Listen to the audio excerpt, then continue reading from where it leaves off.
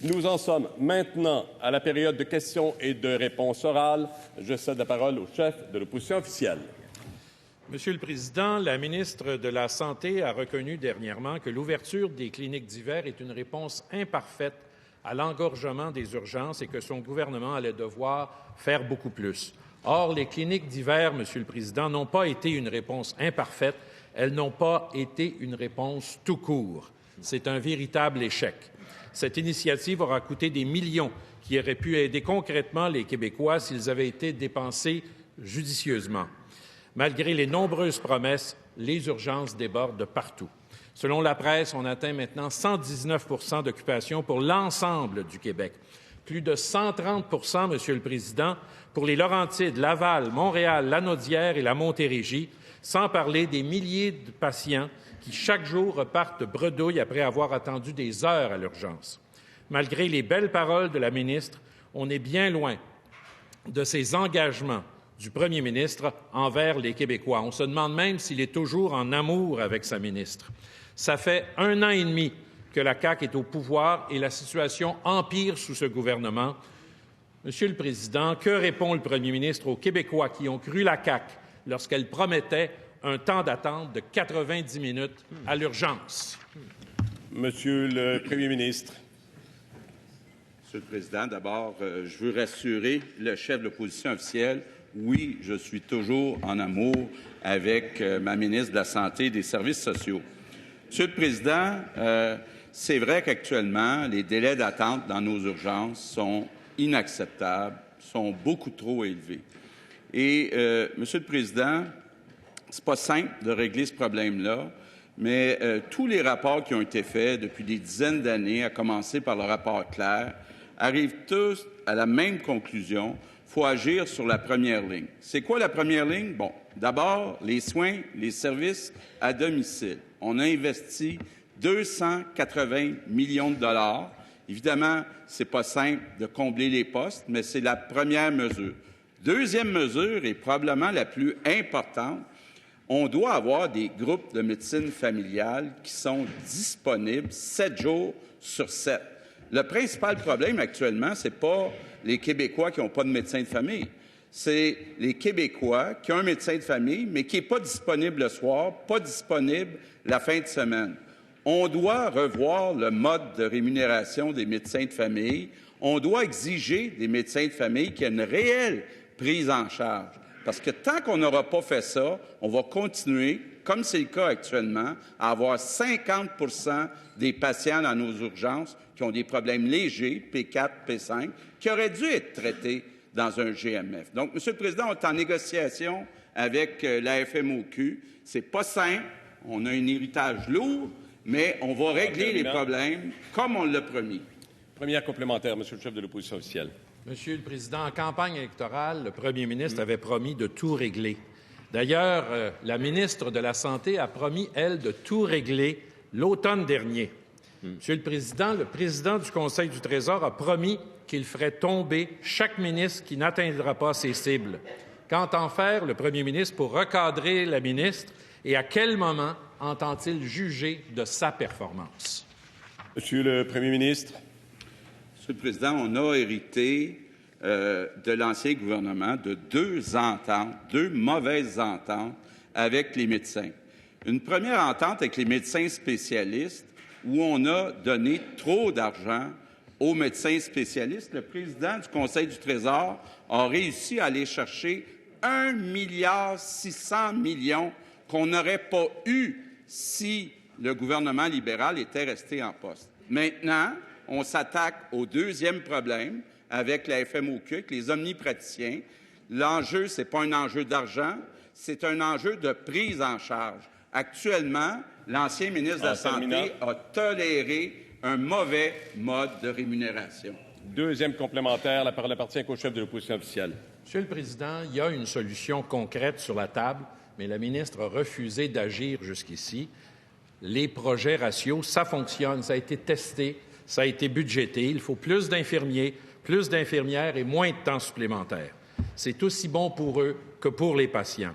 Qu'attend le premier ministre pour enfin donner le feu vert au projet ratio pour l'ensemble du Québec? Monsieur le premier ministre. Monsieur Monsieur le Président, j'ai un désaccord avec le chef de l'opposition officielle. C'est vrai que c'est une mesure importante, le projet ratio d'infirmières, mais la mesure la plus importante, c'est de modifier le mode de rémunération des médecins de famille pour qu'il y ait une vraie prise en charge. Actuellement, Monsieur le Président, on paie les médecins à l'acte. Ça veut dire que les médecins de famille n'ont pas intérêt, n'ont pas d'incitatif à déléguer des actes aux infirmières. Si les médecins étaient payés ce qu'on appelle par capitation, bien, on aurait à ce moment-là un incitatif à déléguer des actes aux infirmières. Donc, il faut commencer par la vraie mesure, avoir le courage de faire ce qui n'a pas été fait par le gouvernement libéral. Troisième complémentaire, Monsieur le chef de l'opposition officielle. Monsieur le Président, on pensait que les guerres avec les médecins, c'était terminé. C'est prouvé, les projets ratios permettent qu'on prenne mieux soin des gens. Pourquoi, Monsieur le Président, le premier ministre reste les bras croisés? À quand le feu vert pour les projets ratios? Parce que les infirmiers et les infirmières, les premiers en ligne, nous le demandent. Monsieur le premier ministre. Monsieur le Président, c'est vrai qu'avec le gouvernement libéral, il n'y avait pas de guerre avec les médecins. On le donnait tout aux médecins. On a donné aux médecins spécialistes 1,6 milliard de dollars de trop qu'on aurait pu utiliser dans les services. Maintenant, avec les médecins de famille, on n'a pas revu le mode de rémunération. Donc, on se retrouve dans une situation où il n'y a pas d'incitatif pour les médecins de famille à être disponibles le soir, la fin de semaine. C'est ça qu'on va changer. C'est ça que le Parti libéral n'a pas fait. Question principale, Monsieur le député de Pontiac. Oui, merci, Monsieur le Président. Depuis qu'on s'est quitté en décembre, la situation dans les urgences du Québec n'a fait qu'empirer. Et c'est pas juste moi qui le dis, Monsieur le Président. Les urgences débordent à travers le Québec, la presse. Les urgences du Québec sont engorgées. Le Devoir. Engorgement des urgences, les infirmières pressent la ministre d'agir. Le Journal de Québec. Urgence, le manque d'empressement de la ministre McCann, la ministre de la Santé, dénoncé. Journal de Montréal. Des titres comme ça, Monsieur le Président, il y en a eu dans tous les quotidiens, dans tous les hebdos, dans tous les postes de radio, dans tous les postes de télévision. Il y en a eu dans toutes les régions, de l'Outaouais à la Côte-Nord, du mois de décembre jusqu'à ce matin, Monsieur le Président. On a vu des taux d'occupation à l'urgence de 250 %. Ça, c'est 2,5 patients sur une civière. Ça, c'est inacceptable. Monsieur le Président, la ministre a même dû dire aux parents de ne pas emmener leurs enfants malades à Sainte-Justine parce qu'il n'y avait plus de place. L'an dernier, la ministre nous disait que ce serait mieux, qu'elle avait des solutions, mais c'est pas mieux, c'est pire. On attend plus longtemps à l'urgence et la seule qui n'a pas le sentiment d'urgence, c'est la ministre. Qu'est-ce qu'elle attend? Madame la ministre de la Santé et des Services sociaux. Bien, Monsieur le Président, oui, j'ai un sentiment d'urgence, mais on doit comprendre que ce sont des changements très profonds, Monsieur le Président, qu'il faut faire dans le système.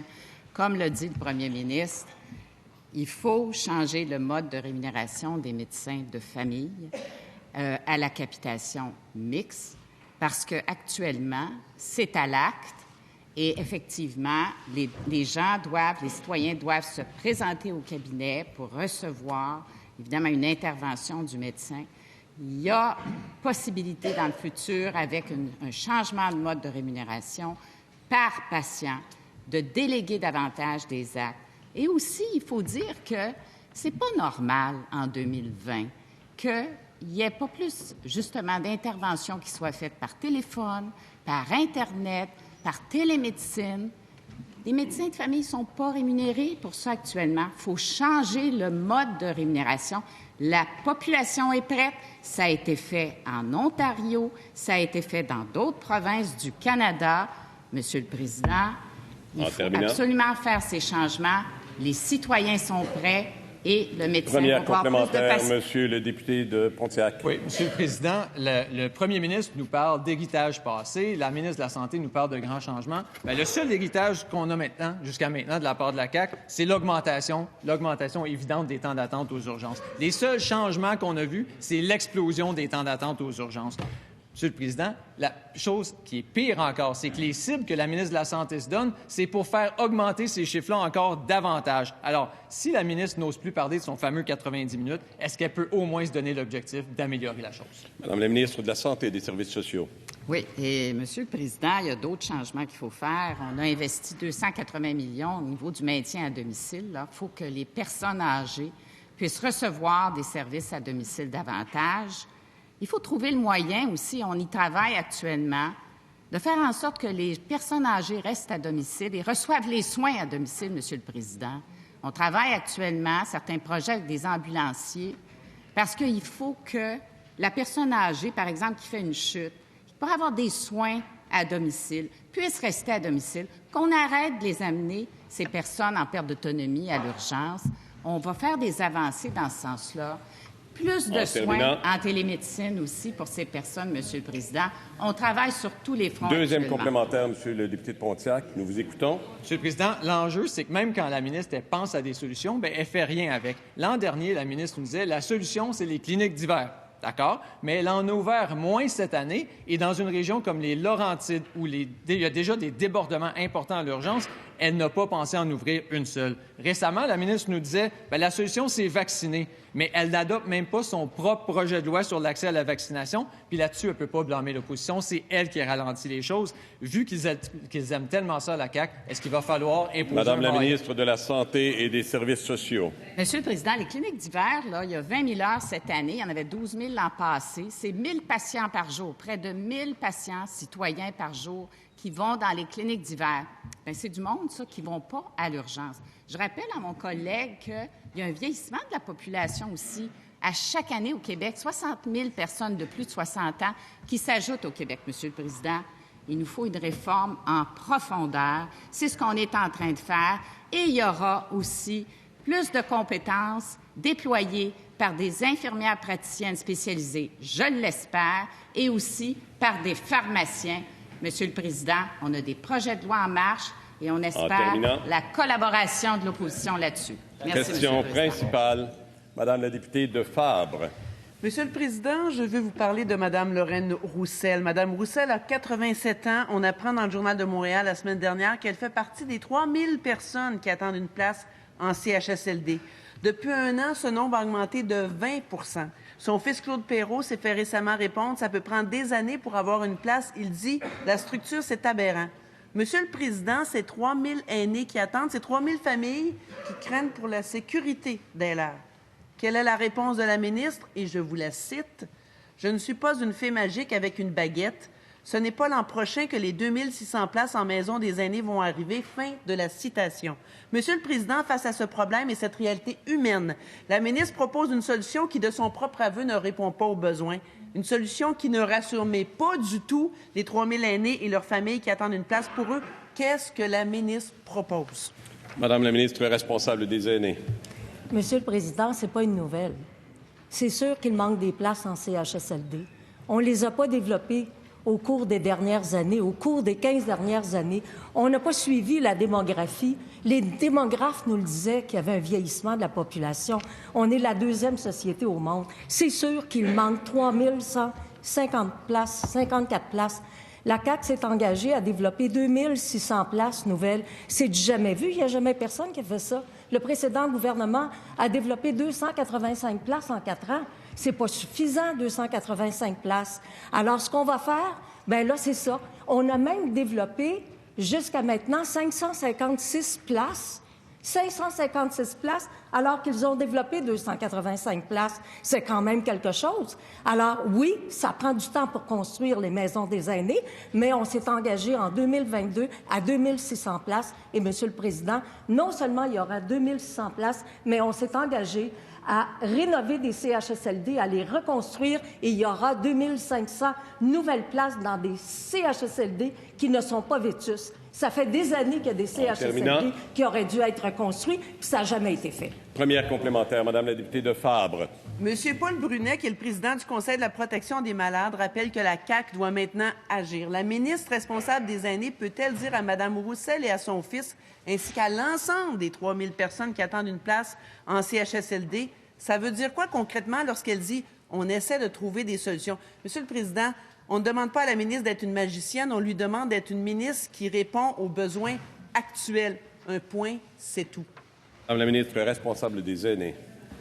Monsieur le Président, on a fait une annonce concernant les maisons des aînés, 2600 places. Il y aura également des places pour des maisons alternatives. C'est à peu près le temps que les personnes de 65 ans et moins résident ailleurs que dans des centres d'hébergement et de soins de longue durée avec des personnes qui sont en perte neurocognitive, des troubles sévères. des personnes atteintes de maladie d'Alzheimer. Ce qu'on fait actuellement, on les a annoncés. Il y a eu des appels de projets d'initiative. Il y a un appel de projet. On achète les terrains. Nous allons commencer la construction des places d'ici la fin de l'été. Il faut qu'on soit capable de les faire. Et en 2022, il y aura 2600 nouvelles places. C'est notre engagement. On travaille là-dessus. Deuxième complémentaire, Madame la députée de Fabre. Monsieur le Président, face à ce problème court terme, la ministre compte sur la construction des maisons des aînés. Elle nous le dit que ce n'est pas l'an prochain que les maisons des aînés vont arriver. Aujourd'hui, là, il manque 3000 places en CHSLD. La ministre en propose 2600 dans 2 ans dans le meilleur scénario.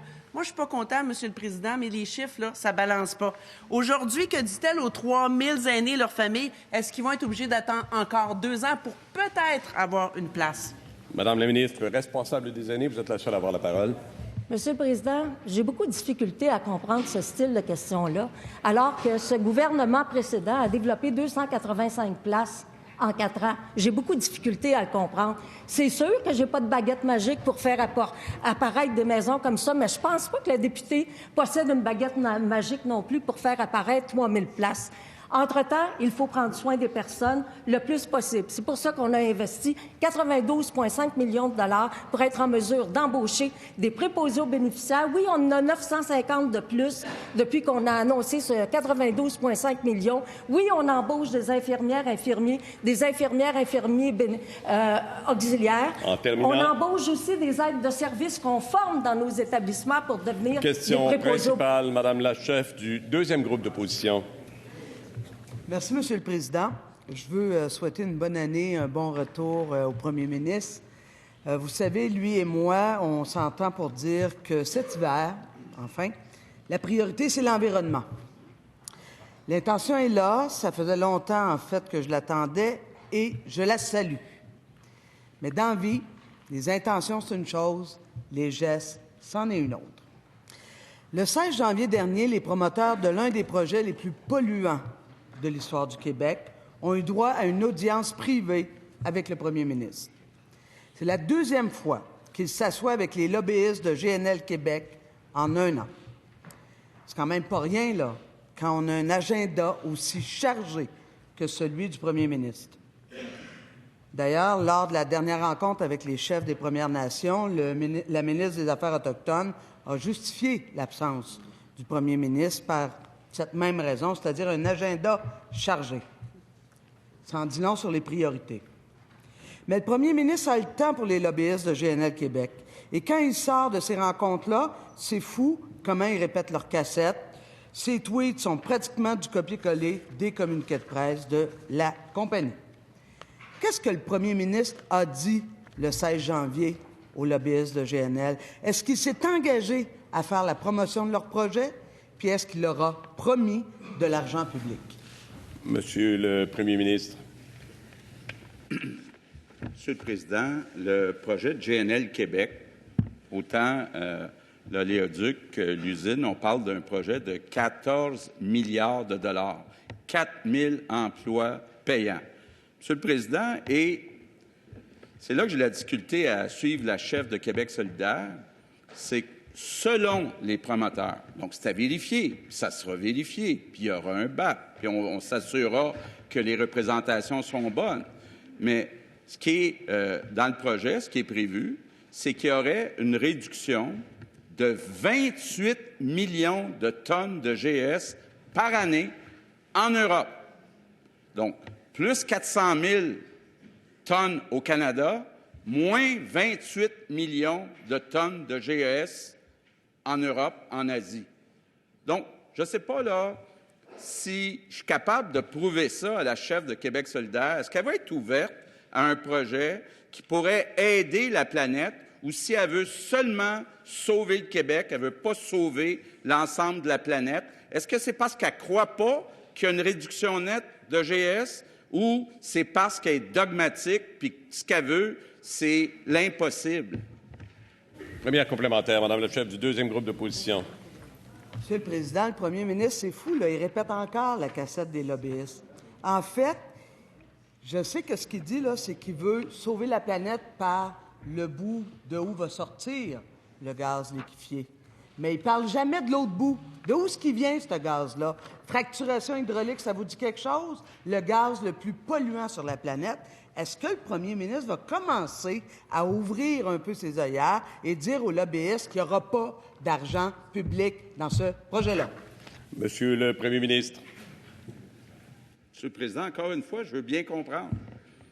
Si on construit une usine de gaz liquéfié avec de l'hydroélectricité, donc ça réduit les émissions, puis de l'autre côté, on ferme des usines au charbon, puis que la planète, au total, a moins d'émissions de GES, est-ce qu'elle est d'accord avec ça ou elle dit « Moi, je suis dogmatique, c'est tout ou rien, puis on sait que tout, c'est pas possible. » Donc, est-ce qu'elle est dogmatique ou c'est parce qu'elle ne croit pas qu'au net, il y aurait une réduction de GES pour notre planète? Je veux bien comprendre, là.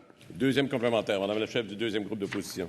Monsieur le Président, que ce soit du pétrole, que ce soit du charbon, que ce soit du gaz, des hydrocarbures, puis ça doit rester dans le sol. Nous avons un besoin urgent de transition, de passer à autre chose. D'ailleurs, les jeunes de la région du Saguenay, eux autres, ils ont envie qu'on leur offre autre chose que de l'économie polluante pour le Saguenay-Lac-Saint-Jean. À part de vendre leur territoire, qu'est-ce que vous leur offrez à ces jeunes-là? Monsieur le Premier ministre.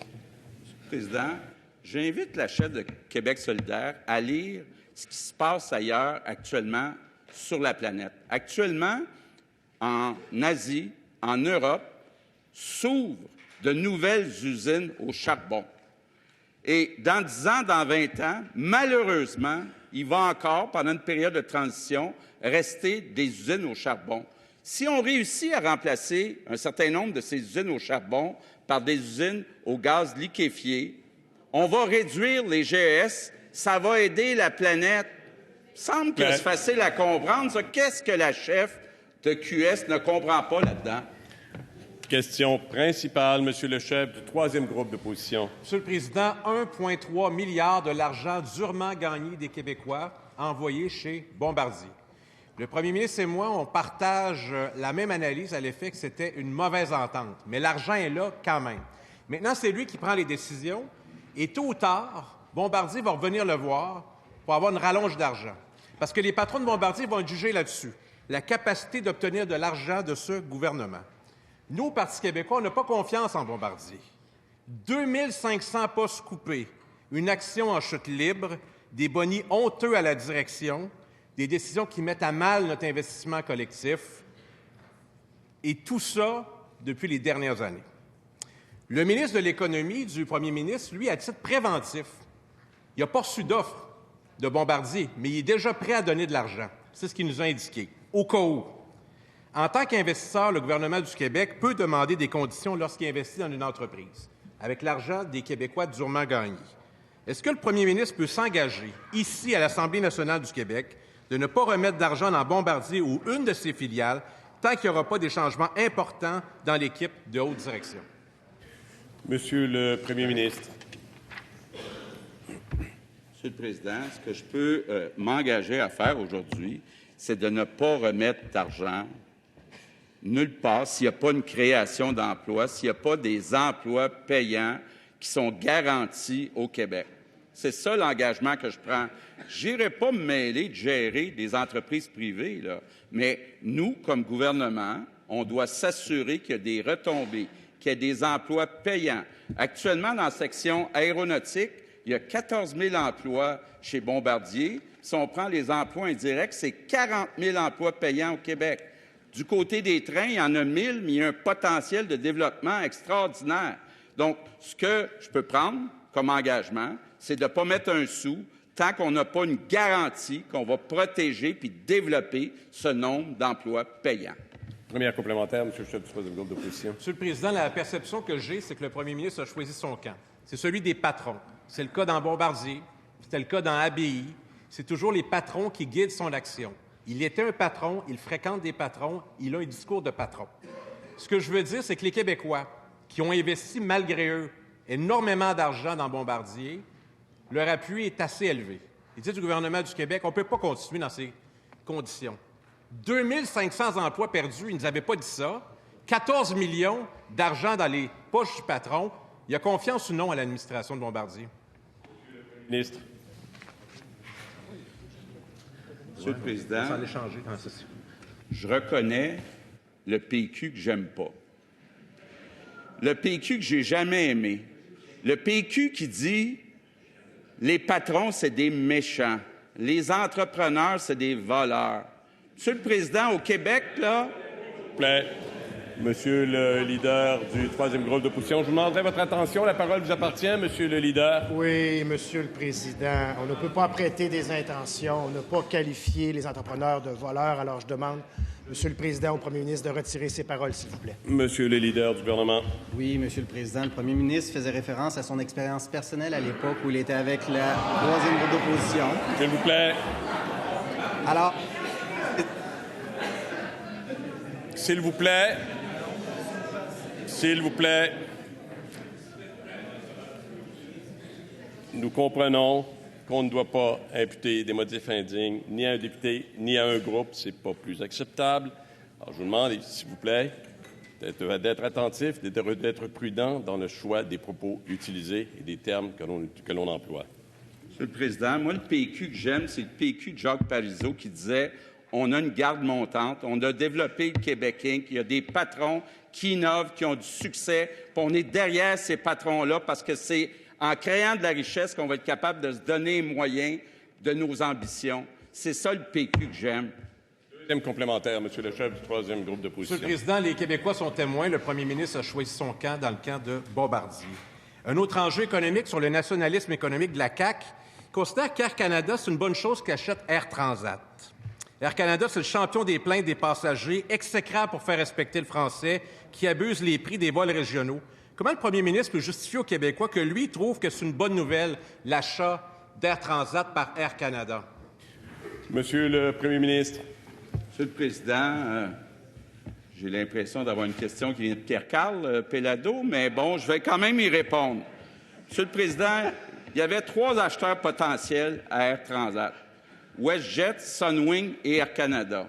WestJet et Sunwing n'ont pas du tout de siège social au Québec. Air Canada en a une partie. On va travailler à ce qu'il y en a encore plus de leur siège social qui soit au Québec.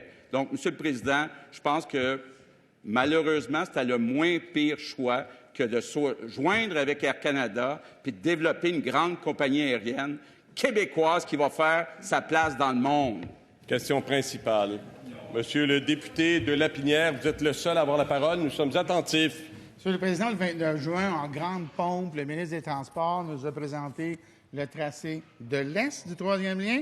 Pas d'explication, pas de justification, pas de données. Le sujet est clos. C'est diffusé dans tous les médias.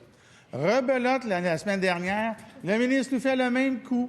Nouveau tracé, pas de justification, pas d'explication, gros succès médiatique. Ce qui est normal, c'est l'ABC de la communication. On lance un concept, ça pogne les détails, on n'en parle pas, on relègue ça aux oubliettes. Et c'est d'ailleurs comme ça qu'on nous a refusé d'avoir accès au directeur du projet.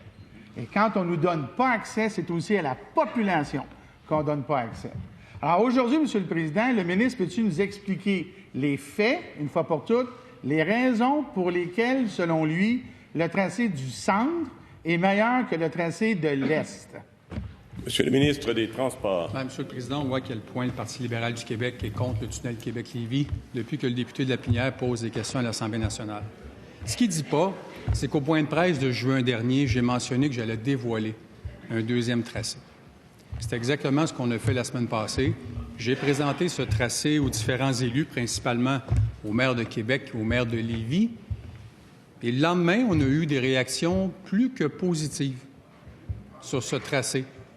Je me serais attendu minimalement à ce que les députés de l'Assemblée nationale du côté de l'opposition se réjouissent de la place du transport en commun sur ce tunnel.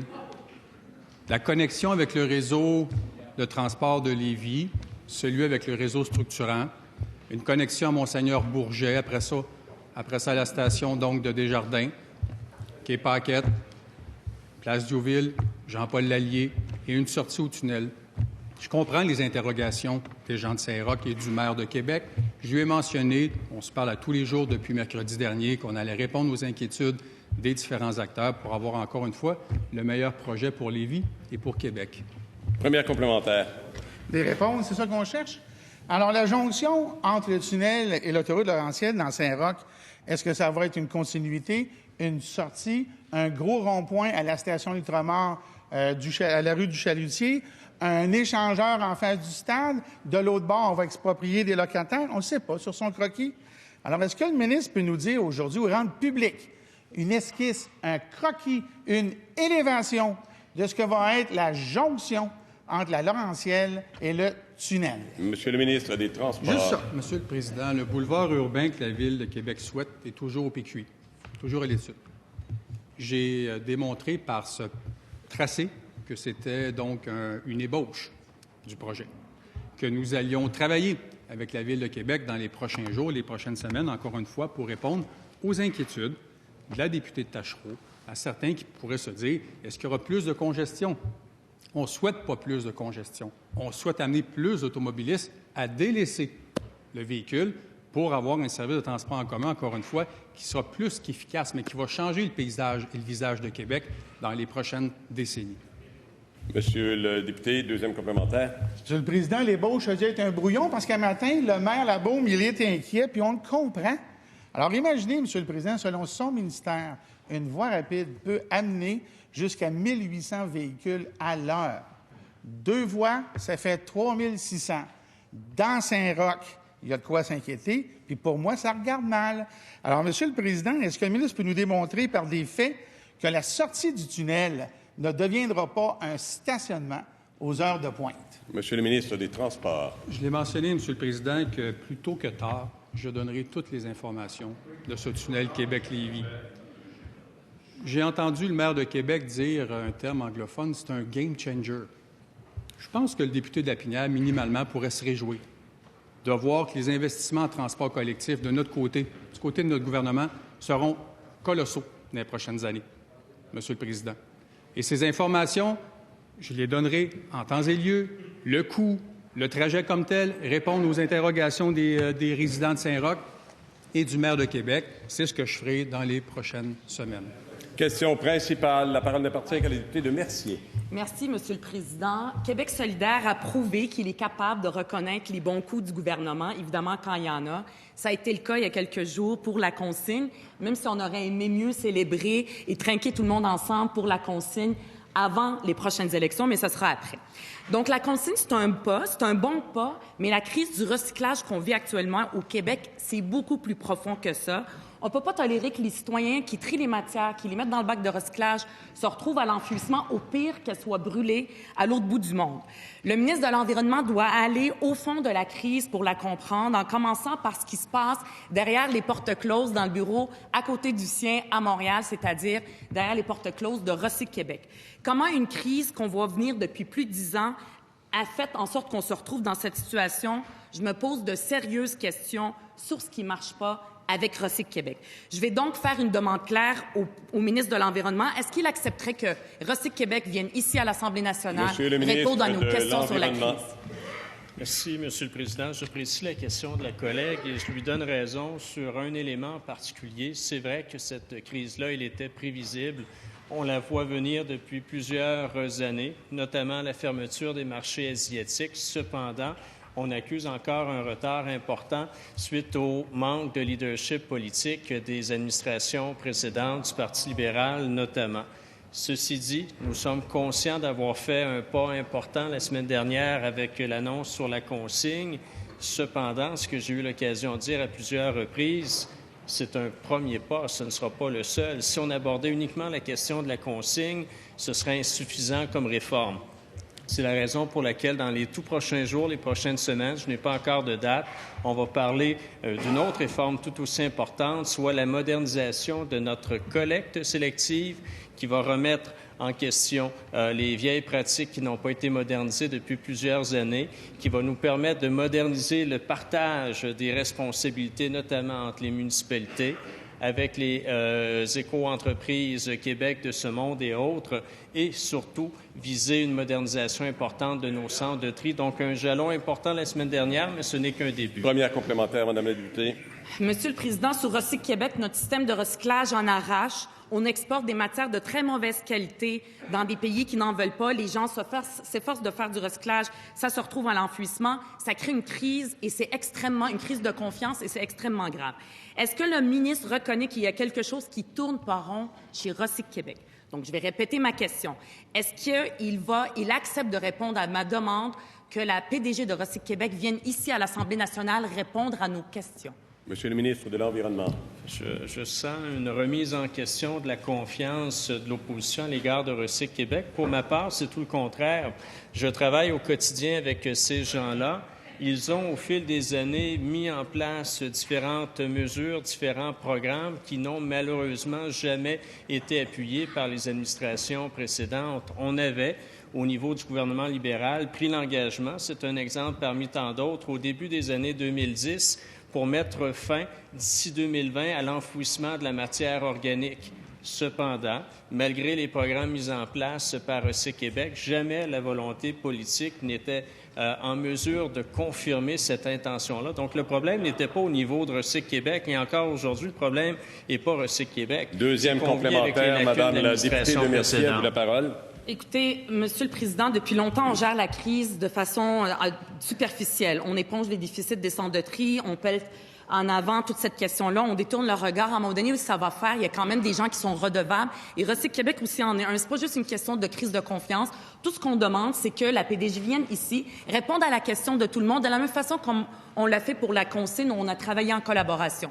Donc, est-ce que le ministre accepte tout simplement qu'elle vienne, qu'elle réponde à des questions pour qu'on comprenne la cause de cette crise, pour pouvoir trouver des solutions? Monsieur le ministre de l'Environnement. La question est encore une fois très intéressante. La collègue sait très bien qu'il y aura un dépôt de budget dans les prochaines semaines.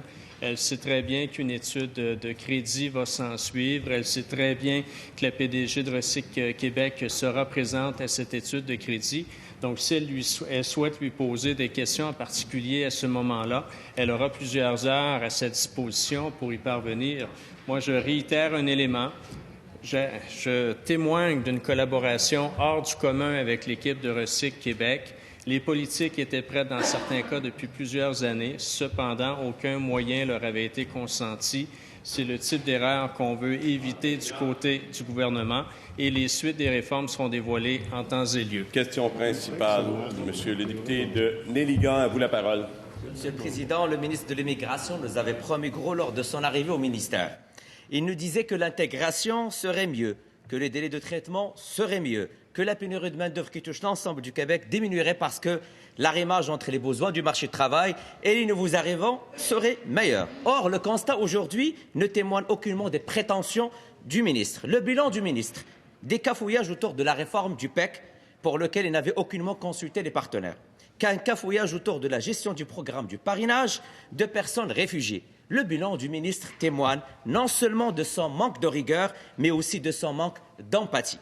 Le bilan du ministre, Monsieur le Président, parle plus d'une approche brouillonne. Le ministre nous disait que les délais de traitement seraient de 6 mois sous sa réforme. Or, la réalité, c'est que les délais de traitement ont augmenté de façon majeure sous sa gouverne. Alors, Monsieur le Président, est-ce que cet après-midi, le ministre va-t-il justifier encore une fois à notre échec? De l'immigration.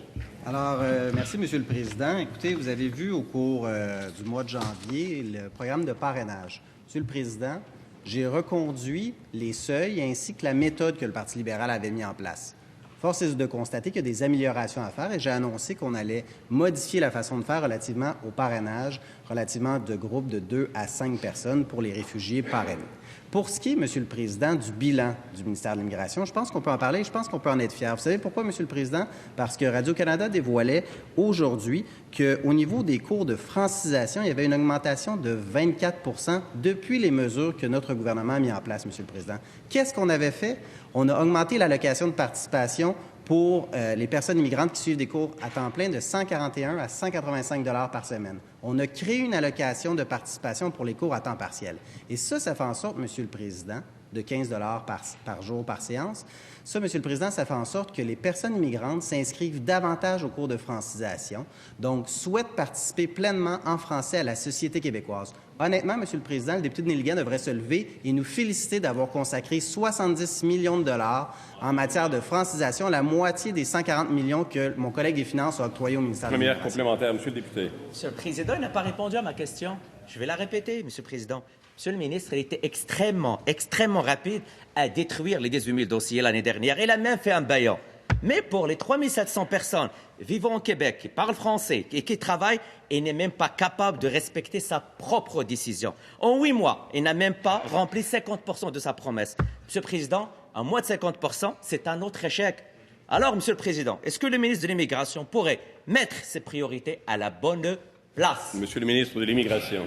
Alors, Monsieur le Président, le collègue de Néligan fait référence aux 3 700 dossiers qui avaient été invités. Alors, l'ensemble de ces individus-là qui faisaient partie des 3 700 dossiers ont été invités, Monsieur le Président. On a fait une séquence d'invitations par mois pour laisser le temps aux gens de déposer leur dossier. Certains ont répondu à l'invitation à déposer leur dossier et leurs dossiers sont traités, Monsieur le Président, en fonction de la grille qui est en vigueur. Alors, toutes les personnes qui ont répondu à l'invitation du ministère de l'Immigration verra sa demande traitée. Et comme je le disais, à l'intérieur du système ARIMA, c'est à l'intérieur de 6 mois. Parfois, ça dépend du temps que les gens soumettent leur documentation avant de pouvoir être invités et que leur dossier soit complet. Alors, on est dans les délais, on respecte l'engagement que nous avons pris auprès des personnes qui avaient soumis leur dossier. Deuxième complémentaire, Monsieur le député. Monsieur le Président, la situation était simple. Des gens vivent déjà au territoire québécois avec des emplois bien intégrés, qui parlent français. Pourtant, ils n'ont pas encore reçu leur acceptation à demeurer au Québec pour de bon.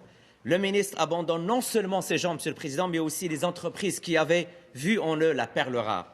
Tout ça au détriment de l'ensemble des régions qui souffrent aujourd'hui d'une politique anti-économique et inhumaine. Monsieur le Président, je pense que le ministre de l'Immigration doit prendre au sérieux les délais qu'il est en train de mettre en place à cause de sa politique. Monsieur le ministre de l'Immigration. Écoutez, Monsieur le Président, depuis qu'on a adopté le projet de loi numéro 9, on a fait 10 invitations avec une séquence dans le temps, Monsieur le Président, pour être certain que tout le monde reçoive les invitations dans le cadre des 3 700 dossiers qui faisaient partie du 18 000 dossiers.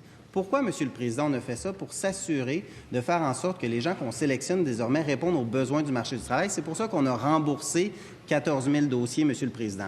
Pour les 3 700 autres, je peux garantir le député de Néligan que toutes les invitations ont été envoyées et les gens répondaient à ces invitations-là et ceux qui ont soumis leur candidature, les dossiers sont traités présentement et c'est à l'intérieur du délai de 6 mois à partir du moment où le dossier est complet. Alors, je peux rassurer le député de Néligan, on respecte nos engagements. Question principale, Madame la députée de Saint-Laurent. Monsieur le Président, dans le cadre du projet de loi 40, le gouvernement a tardé à déposer cette méga réforme, un projet de loi mammouth qui a plus de 300 articles. Nous avons commencé l'étude détaillée, ça allait quand même bien. Le ministre comprenait les lacunes de son projet de loi et s'amendait par lui-même. Donc, il modifiait ses propres dispositions. Vendredi dernier, coup de théâtre, on apprend qu'il y a une menace de bâillon et, je cite le premier ministre, « Tous les arguments ont été dits ». Si tous les arguments ont été dits, comment se fait-il que ce matin, nous avons reçu plus de 82 amendements? À ce jour, c'est le tiers du projet de loi qui est amendé, modifié par qui? Par le ministre. Est-ce que tous les arguments ont été vraiment dits? Ministre de l'Éducation. Président, je suis bien content que ma collègue se lève pour parler du projet de loi 40, parce que ce projet de loi-là qui va nous permettre d'éliminer nos élections scolaires, d'éliminer les postes de commissaires, de remplacer ça par des conseils d'administration, où on aura des parents, des membres de la communauté, des gens qui sont dans les écoles. Ça va faire du bien. Ça va être comme si on ouvrait les fenêtres. Ma collègue fait quelque chose de spécial. Elle nous reproche d'être à l'écoute. Elle nous reproche de tenir compte de ce qui a été dit lors des consultations particulières. Et quand on amène un amendement suite à ce qu'il y a eu dans les consultations particulières, bien, des fois, il faut avoir 10, 15 amendements de concordance. Vous savez, quand on change un mot dans un projet de loi qui est massif, bien, ça amène 3, 4, 6, 7, 8, 10, 12 amendements par la suite qui ne viennent pas changer le sens du projet de loi, mais qui viennent tout simplement faire référence à un article qui a été modifié. Donc, il faudrait que ma collègue... il aime vraiment parler du projet de loi 40, même quand ils n'ont pas la parole, ils s'expriment. C'est formidable. Mais Il faudrait que ma collègue sache ce qu'elle veut. Est-ce qu'elle veut qu'on en parle? Est-ce qu'elle veut qu'on n'en parle pas? Est-ce qu'elle veut qu'on tienne compte de ce qu'on dit, les groupes? Moi, je pense qu'il faut respecter les groupes. Question principale, Madame la députée de Saint-Laurent. C'est quand même hallucinant, hein? Un projet de loi de plus de 300 articles et que le ministre croit sincèrement qu'on a trop travaillé. Qu'il dit ça fait déjà 100 heures. Mais dans son 100 heures, il inclut même les consultations publiques auxquelles il fait référence dans son argumentaire. Par contre, il oublie de dire quelque chose. Il oublie de dire que c'est plus de 10 000 enseignants qui ont écrit une pétition depuis vendredi, depuis la remarque du premier ministre. Il oublie de dire que la FAE est contre. Il oublie de dire que des dizaines de parents qui représentent plus de la moitié des élèves dans nos écoles sont contre le projet de loi 40. Est-ce que le ministre, aujourd'hui, peut reconnaître qu'il a parlé trop vite vendredi dernier et que c'est faux de dire que tous les arguments ont été dits parce que, visiblement, on ne dépose pas en une journée, en une matinée, 167 pages d'amendements. Alors, je vous demande de faire preuve aujourd'hui d'écoute, de changer de ton, puis de revenir vraiment discuter avec nous pour être en mesure d'avoir vraiment un projet de loi qui tient la route. Monsieur le ministre de l'Éducation, on s'adresse évidemment à la présidence, tout le monde. Merci bien, Monsieur le Président. Alors, notre projet de loi va venir moderniser la gouvernance scolaire, va venir inverser la pyramide qu'on a depuis trop longtemps de décisions où tout était décidé par en haut, où on traitait les écoles comme des succursales, les directions et les enseignants comme des techniciens qui doivent faire ce qu'on doit dire, ce qui a été dit en haut. Enfin, on reconnaît le travail et l'expertise de ceux et celles qui font l'école à tous les jours. On leur permet de prendre les meilleures décisions parce qu'ils connaissent les élèves. Ils savent les décisions qu'on doit prendre. On va faire plus et mieux avec chacun des dollars qu'on investit dans le réseau et ça donne bien. On en investit pas mal plus que ce qui se passait sous le précédent gouvernement. Cela met fin à la période de questions de réponse orale. Merci à tous pour votre collaboration.